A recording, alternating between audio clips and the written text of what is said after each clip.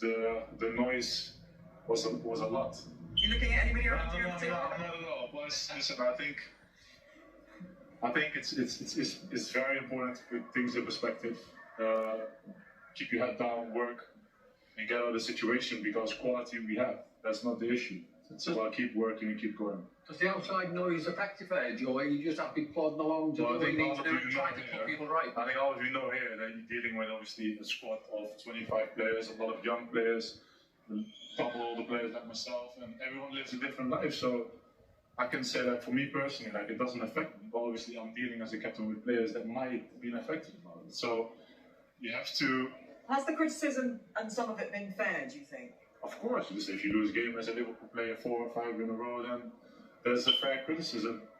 That is absolutely normal in that sense. But I think it's over the top at times as well at that point. But listen, that's because we live in a world that with so many platforms, so many people can say stuff and will be picked up and made bigger than what else. But I think it's good that especially ex-players that play at the highest level, play at the top that dealt with difficult moments as well, to put also a lot of things in perspective, I think. I'm not saying anything, I don't think I've spared them on. I think we put them on a winning streak. But no, I think when you win the Premier League, and I think what I've said was fair, when you win the Premier League and then you go on a run where you lose 3-4 games in a row, which you don't expect from the last few years.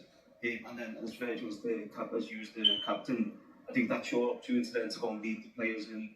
And that's what I was saying. I think that happens in football, and I think the response has been great from Virgil, from the team. So I think if you would watch games, then I would definitely take the responsibility. And I think the comment about that I signed my new deal, and then it's like, that's it, and I'll let it slide. I think that was a bit.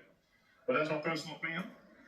But do you use things like that? Does that fire you up? I want to perform for the team, for the club, for each and every one that will support us through thick and thin. And when we go through a tough time as a team, when we're losing games, that we're still fortunate that didn't happen too many times, and it hurts me so much. And I want to turn this around. And because I also see the hard work we put in each and every day, I see the quality that we have. And can we talk specifically about defence, because that's back-to-back clean sheets and 10 games before that. Yeah. Didn't achieve that. So a great performance from Conor Bradley tonight as well.